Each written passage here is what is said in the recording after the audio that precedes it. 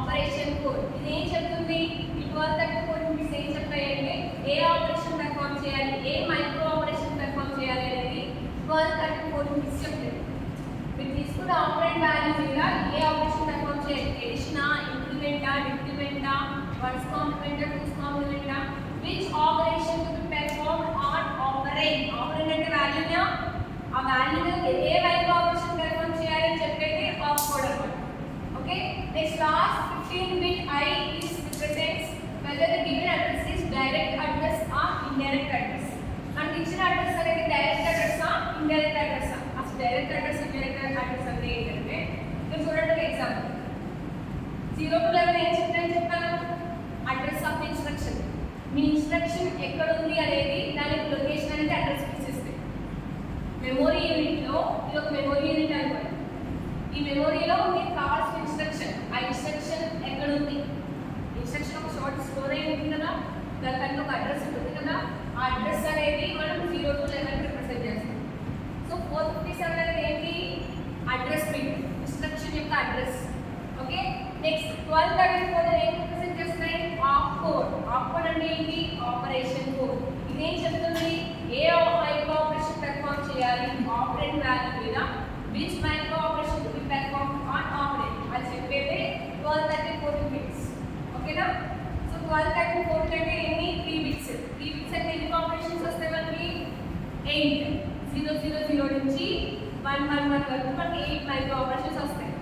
So based on మనం ఇక్కడ select చేసుకున్న అవుట్పుట్ బట్టి ఏ మైక్రో ఆపరేషన్ పెర్ఫామ్ చేయాలని టేబుల్ ఉంటుంది.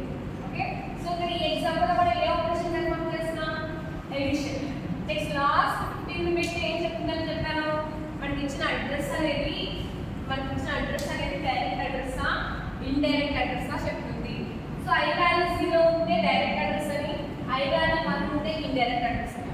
సో డైరెక్ట్ అడ్రస్ అంటే ఏంటంటే I వాల్యూ 0 ఉంటే మనకి ఇచ్చిన అడ్రస్ లొకేషన్ దగ్గర ఆపరెంట్ వాల్యూ ఉంటుంది. ఇది మనకి ఇచ్చిన అడ్రస్ లొకేషన్ కదా, మీ ఇన్స్ట్రక్షన్ ఎక్కడ ఉంది? 457 లొకేషన్ దగ్గర మీ ఆపరెంట్ వాల్యూ ఉందని చెప్పాలి.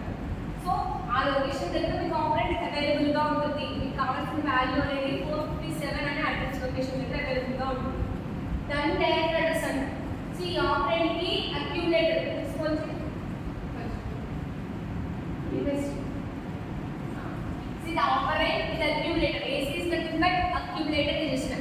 ఈ 2 వాల్యూస్ కి మధ్య మనం ఎడిషన్ ఆపరేషన్ పెర్ఫామ్ చేస్తాం. యాడ్ చేసిన రిజల్ట్ మళ్ళీ AC అక్యుములేటర్ రిజిస్టర్ లో స్టోర్ అవుతుంది. ఇప్పుడు I value 1. So I value 1 అంటే దాని మీనింగ్ ఏంటి? Indirect address.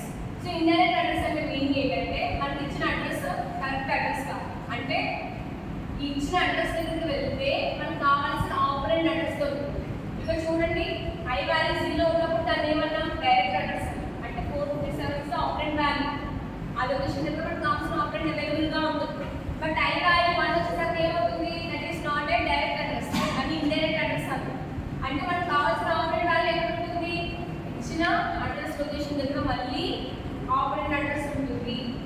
1350 అనేది ఆపరెంట్ వాల్యూ కాదు, ఆపరెంట్ అడ్రస్. ఓకేనా? దీనికి డిఫరెన్స్ చూసారా? డైరెక్ట్